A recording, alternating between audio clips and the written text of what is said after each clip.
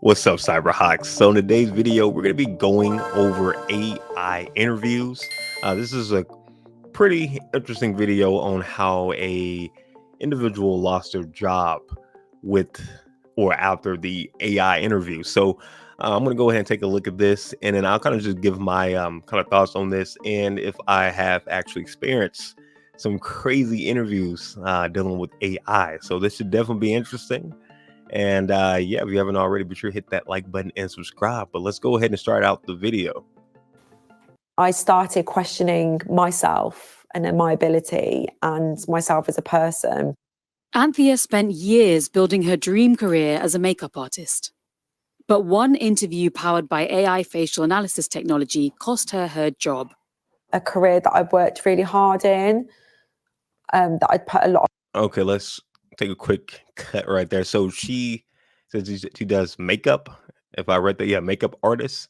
So I'm definitely intrigued to see what type of questions is AI asked her for this, because I could see this kind of working for like, like tech jobs, and maybe like more technical. At least that's what I thought more of these AI interviews were going to be about. But her being in makeup is very interesting. Now I'm kind of intrigued to see will we be seeing these AI interviews in like maybe fast food, maybe like if you want to work in a warehouse, different stuff like that. So instead of me thinking it's going to be more towards like more technical roles, it looks like it's may not actually be affecting the more technical roles faster than, let's say, the other roles in the workforce. But let's continue. Of my time, sweat and blood, effort, everything, my passion in. Mentally, yeah, massively affected me. Felt very let down, and I thought I'd gone mad. Anthea had to reapply for her job after being furloughed. She scored full marks for her performance, but it wasn't enough to save her livelihood. Anthea's former employer did not immediately respond to a request for comment. Her case is not the only one. A study of 20 countries found that more than 40% of companies use AI for recruiting and human resources. Okay, so no, the 40%, I definitely think that's probably even higher. I mean, this is the source of IBM, but I guess the video is not necessarily in the United States. But yeah, 40%, I really think it's like maybe like 60, 70%, maybe 80%, if you're including the ATS systems. And like, if you've seen some other videos from like a lot of other people on YouTube, you probably already know like how important it is to have an ATS friendly resume. So if I'm not mistaken, the ATS is what, AI in some capacity. So yeah, I would say probably even higher on that just for the resumes, part itself. Now it's also saying helping out with the like I get the recruitment side and different things of that nature. Um, I do remember actually hearing about that, like depending on what type of keywords you have and whatnot, I guess they'll put it against something else and possibly see if you're a match for maybe this position or a match maybe for another type of position, maybe different things of that nature. So I could also see that, again, kind of being higher than just that 40%. But let's continue. The UK was the second most likely to use AI this way. Meanwhile, job applications in the country are skyrocketing. Yeah. The number of LinkedIn applications per person surged by 23% in the past year. Wow. Yeah. So that's probably dang near everywhere, to be honest. So I'm low-key kind of glad it's not just the US that's kind of dealing with this, because I'm in the US and I'm seeing this constantly where people can't find a job, but they're applying to so many different jobs. But again, it looks like it's more global, not just the US. But let's see. It's not just for hiring and firing. Companies are also using AI to monitor workers' performance and even to predict who's going to resign next. But there are growing concerns that workers in the UK are not sufficiently protected in the process. The first step is to recognize that this requires regulation. When we have these technology systems in the workplace, there have to be people who are capable of saying the computer's got it wrong. Some companies believe AI. Yeah, that's that definitely something too. I know that a lot of these recruiters are getting tons and tons of applications, but you can really be on your stuff. You can really have that experience. You can possibly have been working at not necessarily the FANG companies, but maybe other large companies, and you've been grinding out, and maybe you just got recently laid off. You've been working maybe for 10 years, 7 years, and the resume that you're using 10 to 7 years ago won't actually be worth anything now because of the ATS systems. And you can have the knowledge and the skill set, but if you don't have this new knowledge of actually just writing the resume itself, you can end up without having a job, even with having the experience, having the knowledge, wherewithal, etc. So that kind of is something else, kind of to think about too. Like when he said that they need to go ahead and make like regulations on addressing this, and like, hey, this computer got this wrong. We need like a human to look at this. I'm pretty sure they can help out a ton of people who, again, had a resume maybe 10, 7 years ago prior to all this craziness. They're trying to apply to jobs right now, and they're like, hey, what's going on? And like, they have the experience, they have all the stuff, but they just don't have the new knowledge of how to get their resume ATS compliant, because it didn't have to be this ATS compliant, because you had people actually looking at your resume, or a lot more people looking at it compared, from here to back then. So, this is something to, just think about as well. Improves the recruitment process. With the ability to crunch larger numbers of data. This software uses AI to extract information from CVs and run it through an algorithm to score candidates from 0 to 100 based on how closely they match the job description. When I was a recruiter, one of the things I struggled with was the sheer volume of applications that we used to get for our roles. So using this by ranking by match score allows me to make the most use of my time and speak to those top matching people first. AI could save companies time and resources, but when it's used without human oversight, workers pay the price. Okay, yeah, I mean, that's definitely valid. Let me just go ahead and just scroll back a little bit. A study of 20 countries, percent of companies. But yeah, like his explanation at the end, I mean, it is valid. It allows the recruiters to spend less time kind of going through the hundreds, if not thousands, of job applications for each role. So I definitely understand that. There's definitely two sides to this. Of course, you got so many people applying to jobs, and then you got so many jobs that are not actually hiring or doing kind of shady stuff. And then you got the ATS element on top of it. So it's kind of like a lot of different barriers, especially for people who are trying to apply to different jobs.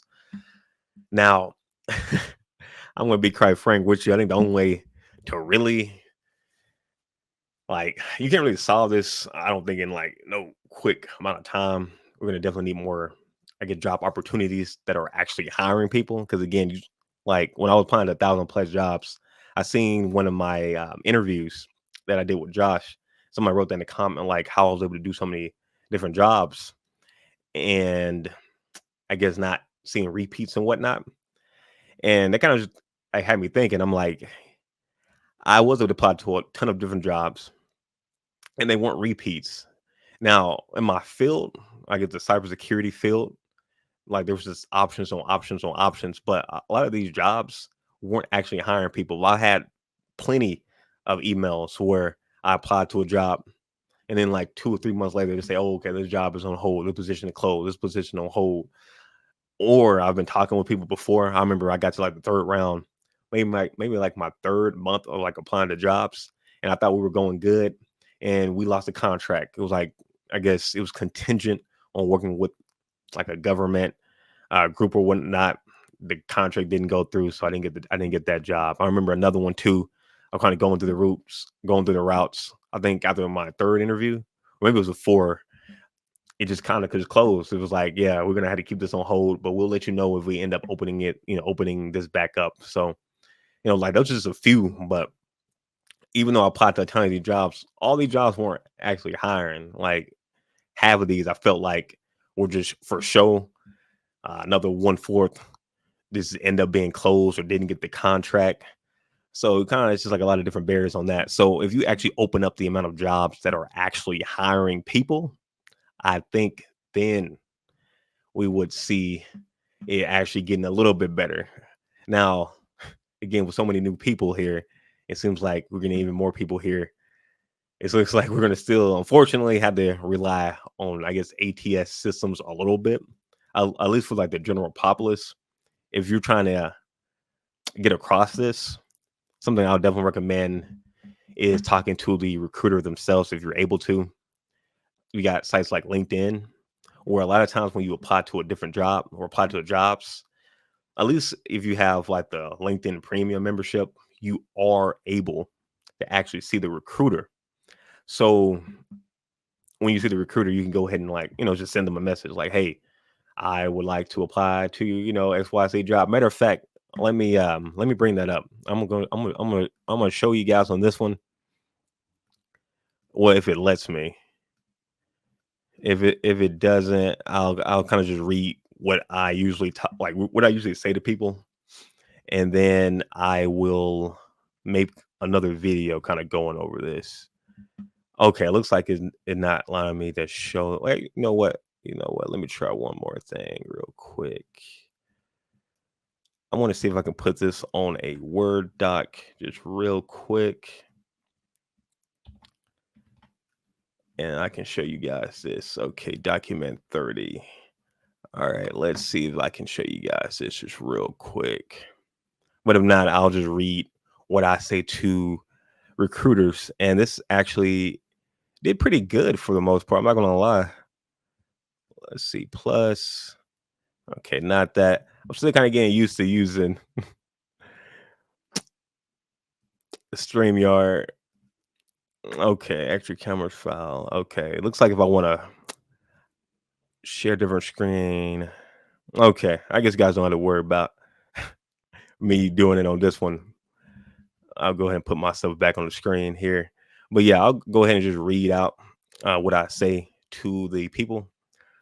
And then, yeah, I will hopefully be able to make like another whole video talking about how to talk to recruiters like on LinkedIn and whatnot.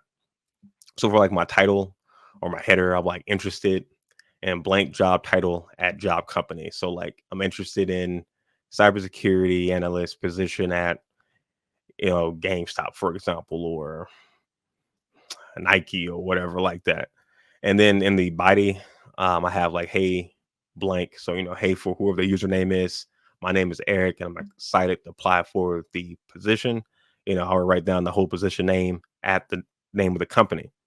And then go and kind of just talk about myself a little bit. Again, kind of just keeping it brief. You don't want to make it too long and, making it bad for the other people that actually read it, something that they can read really quick. So I say like with over several years of IT experience, Microsoft internship, and cloud security experience, I believe I have the skill set that aligns with the position. And again, depending on what your skill set is for that particular role, you can add in 3 different things that will match that. And then thank you for considering me as a potential candidate. I would love to discuss the job opportunity further with you at your earliest convenience. I also attached my most recent resume as well, best, my name, and then my phone number. So, that's just something that you can kind of use on your own. If you want to talk to recruiters, you can just pause the video and kind of just type what I kind of just said. Again, I'll probably end up making like another video of me actually having this there and kind of just going over my LinkedIn process so you guys can see that and possibly go over the different jobs that I applied to through LinkedIn. Applied to a lot of different jobs on there. But yeah, kind of just going back to the ATS systems. Yeah, for the general people, yeah, you're usually going to have to go through the different ATS systems. So going online, watching YouTube videos on creating a ATS compliant resume will definitely do you wonders. Now, again, another way you can get through this, like I briefly talked about, was talking to the recruiters themselves. Having a good network can also help out because then maybe you can talk to the people inside the company off rip before, they release this to thousands of people online, and you may end up being able to get that position just for having that knowledge, having that friend group. Some of these jobs too also pay for referrals. So, hey, again, if you got that good network, maybe you can get a referral to the job, and then you can get in that way too.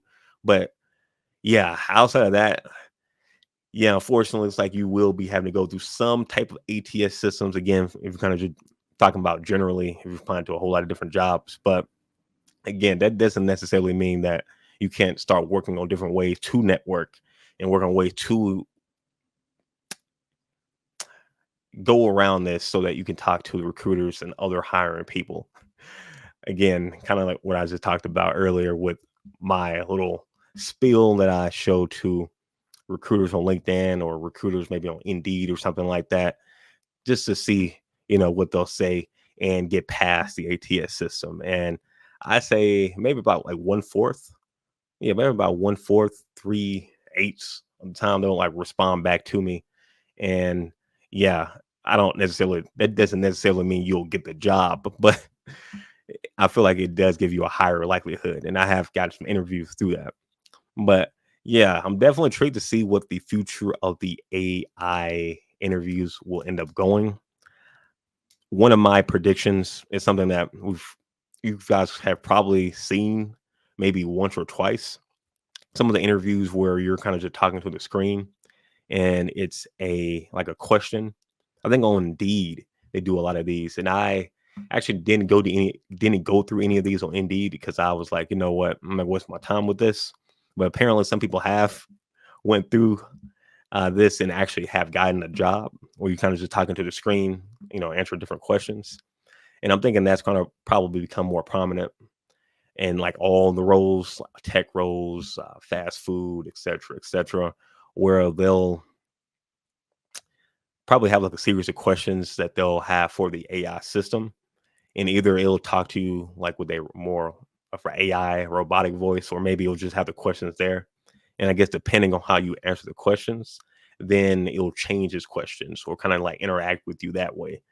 So therefore, this AI can talk with, several different people, pick out the best people, I guess, based on the algorithm.